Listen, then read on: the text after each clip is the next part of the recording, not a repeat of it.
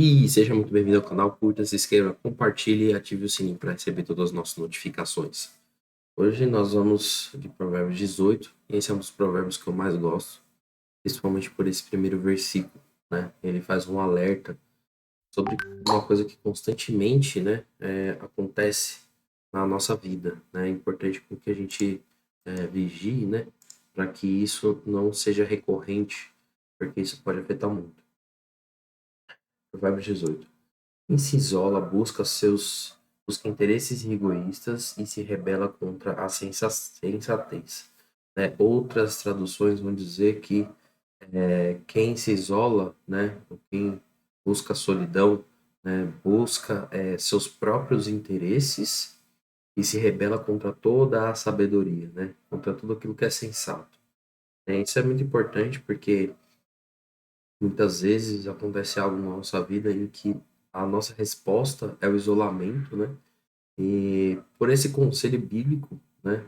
Ele diz que qualquer tipo de coisa que você faça que resulte no seu isolamento, isso acaba sendo é como se você se revoltasse, né?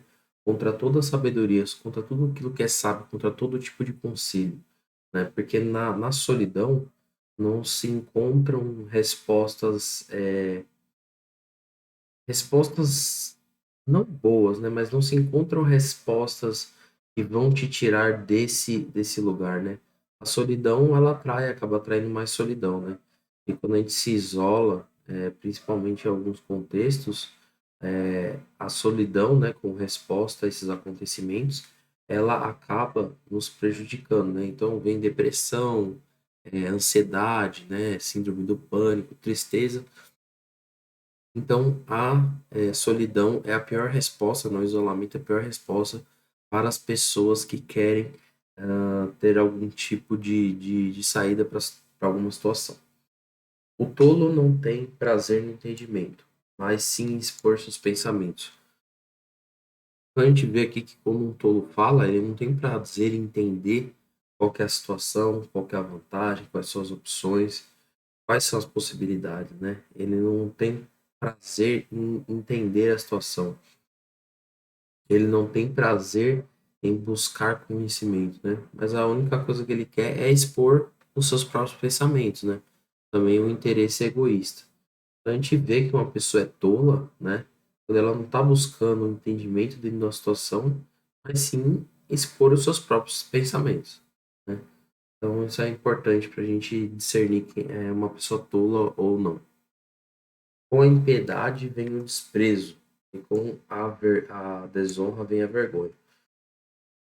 A impiedade, né, ela traz junto consigo, né, tanto daquele que é ímpio, como para com os outros, né? Então, a pessoa que é ímpia, ela despreza as outras, e a pessoa que é desonrosa, né, ela também traz vergonha às outras pessoas, mas ela também acaba sofrendo isso, né? A pessoa ímpia também é desprezada pelas pessoas, e a pessoa que é desonrosa, né, ela também fica envergonhada. A gente pode até ter até uma frase que a gente fala vergonha alheia, né? Às vezes tem esse sentido, né? Uma pessoa que foi envergonhada, ela foi tão envergonhada que você sente vergonha por ela, né? As palavras do homem são águas profundas, mas a fonte de sabedoria é o ribeiro que transborda.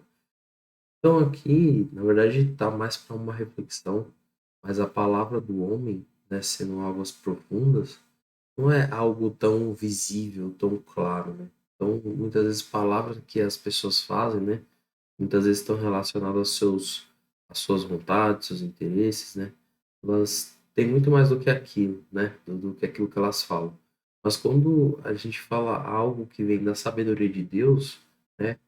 A gente tem certeza que é um ribeiro que transborda, né? Que é puro, cristalino, dá para entender a intenção, dá para discernir aquilo que é falado, né? Que tem transparência. Não é bom favorecer os ímpios para privar da justiça o justo. Isso daqui, né, traz muitas consequências ruins, principalmente do ponto de vista social e cultural, né? Pessoas que favorecem pessoas que são ímpias, né, que são pessoas vamos dizer assim, que praticam coisas erradas, né? E privar, né, da justiça o justo, né? Então se tira o direito dele, né? Justamente para favorecer essas pessoas que não estão agindo corretamente, né? Isso não é bom porque traz consigo, né, uma cultura que leva, né, à desgraça de uma nação, inclusive, né? Então, quando em uma nação quem é injusto, quem é ímpio, ele acaba sendo favorecido, né? Quem é justo, ele fica cansado de fazer a justiça, né? E muitas vezes as pessoas sucumbem, né, a essa cultura de impiedade justamente porque não acha vantagem nenhuma em fazer a justiça. As palavras do tolo provocam briga e a sua conversa atrai açoite, né? Pessoas que são tolas, dá para reconhecer também, porque dá para ver que ela fica provocando briga, né? E a sua conversa atrai açoites, né? No sentido de ela é castigada devido àquilo que ela fala. Então, importante para nós conhecermos. A conversa do tolo é sua desgraça, e os seus lábios são uma armadilha para a sua alma. Ou seja, quanto mais o tolo fala, mais ele está se privando, caindo em desgraça, né? Trazendo a armadilha para si. Então, o tolo, ele acaba tendo esse comportamento reiteradamente, né? Acaba sofrendo a consequência dele. E aqui esse provérbio fala muito sobre palavras, né? A gente está percebendo aqui. As palavras do caluniador são como petiscos deliciosos, descem até o íntimo do homem, né? Então a ideia aqui é que muitas vezes alguém que fala uma calúnia, né? Acaba despertando uma vontade na outra pessoa que é como se ela estivesse se deliciando em ouvir aquelas coisas, né? E aquele tipo de calúnia, né, ele vai até o íntimo da pessoa e ela fica se imaginando em alguns tipos de situações também, né? Então, quando alguém conta uma calúnia, né, a gente consegue enxergar pela reação das pessoas como elas absorveram muitas vezes alguma dessas calúnias, né? Quem relaxa em seu trabalho é o irmão do que destrói, né? Isso aqui é interessante, né? Porque se é aquele que relaxa, né? Então, se ele poderia construir 100, constrói 50, né? É como se ele construísse 100 e viesse uma outra pessoa lá e destruísse 50, né? Então, tanto quem faz o trabalho relaxado, né? Isso é importante porque muitas vezes a gente estamos fazendo o nosso trabalho relaxado, a gente tem que ter certeza que nós somos, né, parte aquele que destrói, né, aquilo que é construído. O nome do Senhor é uma torre forte. Os justos correm para ela e estão seguros, né? Só o nome do Senhor, porque é aquilo que representa o Senhor na terra também é o seu nome, é como se ele fosse uma cidade fortificada de justiça. Todos aqueles que recorrem, né, ao nome do Senhor, clamam ao Senhor, Deus, ele protege essas pessoas, né, como se fosse uma cidade ali fortalecida. A riqueza dos ricos é sua cidade fortificada. Eles imaginam como um muro que é impossível escalar, ou seja, quanto mais rico, mais a pessoa ela tem dentro de si, né, tem dentro do seu entendimento e ela está protegida, né? Então a riqueza, e inclusive tem muitos estudos científicos que demonstram isso, né? Que falam que as pessoas que possuem mais poder aquisitivo, é como se elas sentissem mais confiança, como se estivessem tranquilo, né? Mas olha que interessante, né? Como a Bíblia vai desenhando essas questões. Antes da queda do homem, antes da queda, o coração do homem se envaidece, mas a humildade antecede a honra. Então, muitas vezes, quando a gente está se envaidecendo, né, se enaltecendo, se exaltando, né, se ensoberbecendo, né, em algumas outras traduções fala antes da queda, né, o homem fica soberbo, né, mas a humildade antecede a honra, porque em alguma situação que você pode usar, né, muitas vezes dessa soberba, você prefere não usar Mas como se você tivesse que passar por aquela situação como se não tivesse esse tipo de característica, né? Fosse uma pessoa humilde, digamos assim, essa pessoa será honrada, né? Porque é quase sempre assim, quando a pessoa ela se rebaixa, né? A situação, as pessoas vêm trazer ela para cima. Mas quando ela se exalta, né? Além daquilo que ela precisa, que ela faz, né? As pessoas que estão ao redor dela e a própria situação traz ela para baixo, né? Então, essa questão da exaltação própria, né? É uma coisa que é necessário que tome cuidado. Quem responde antes de ouvir comete insensatez e passa vergonha. Por quê? Quem responde antes de ouvir é como se fosse um tolo, né? Tem mais esperança até para um tolo do que para ele. Justamente porque antes da pessoa terminar de falar, ela já acha que sabe, vai lá e responde. O espírito do homem o sustenta na doença, mas o espírito deprimido, quem o levantará? É uma indagação, né? É importante a gente sempre estar com um espírito vívido, com alegria, com felicidade, né? Sempre exaltando ao nosso Senhor, né? Porque quem o levantará justamente quando às vezes a gente está com o espírito deprimido, né? Só nos resta a Deus, né? Para que a gente possa levantar. O coração do que tem discernimento adquire conhecimento, os ouvidos dos sábios saem à sua procura. O presente abre caminho para aquele que o entrega e o conduz à presença dos grandes. O primeiro a apresentar a sua causa parece ter razão até que outro venha à frente e o questiona, né? Então a gente vê esses três versículos aqui, né? Falei eles todos corridos, mas são versículos lindos. Mas a ideia é que as pessoas que têm conhecimento e discernimento, elas sempre buscam adquirir mais, né? E os ouvidos de quem sabe, né? Sempre vão estar atentos à sabedoria. E quando fala aqui que o presente abre caminho para aquele que o entrega contra os apresentos dos grandes, nem sempre é algo bom, né? Mas é uma coisa que a gente se perdeu, né? Que a gente acha que às vezes presente é só por interesse que a gente tem que dar e tal. Mas às vezes o presente, né? Ele traz vamos dizer assim, uma perspectiva diferente daquela pessoa que recebe em relação a quem dá, né? Uma pessoa que me admira, gosta de mim, sou notado, sou esclarecido. Então, esse tipo de coisa, né, abre caminho para essas pessoas.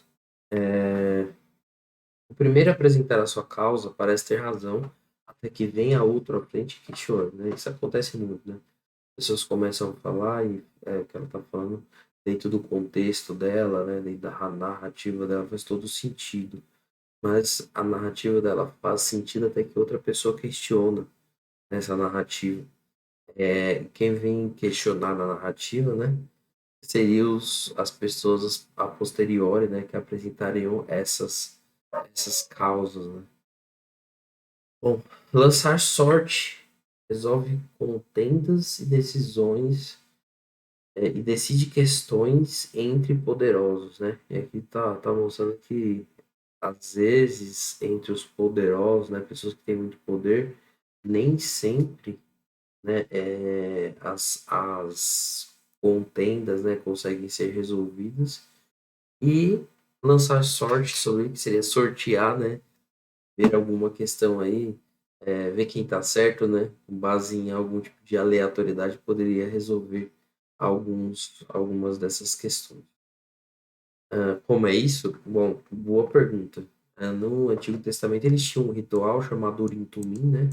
Eles faziam para responder a algum tipo dessas coisas, né? Mas eu acredito que no Novo Testamento isso se perdeu um pouco, né? Mas faz sentido, de alguma maneira, essa questão de aleatoriedade estar presente em algumas decisões.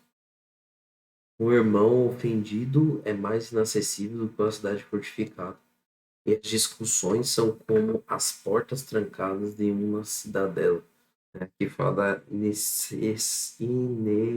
inacessibilidade, né, desses irmãos, né? E quando fala de discussões, né, que essas próprias discussões, elas nos fecham, né, fecham o nosso coração para entender realmente a situação.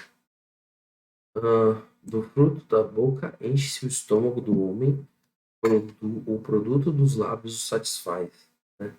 E ele vai falando aqui, ó, a língua tem poder sobre a vida e sobre a morte, e os que gostam de usá-la comerão do seu fruto, né? Então aqui fala, já que você gosta de usar a sua língua, suas palavras, e elas têm poder para a vida e para a morte, e tudo aquilo que você falar, você vai colher vida ou morte, né? A depender daquilo que você é, tem plantado. Quem encontra uma esposa encontra algo excelente, recebeu uma bênção do Senhor. Glória a Deus. Então a gente consegue entender que essa esposa, né, com certeza, ela vem da parte do Senhor, né? Uma bênção que só Deus pode dar.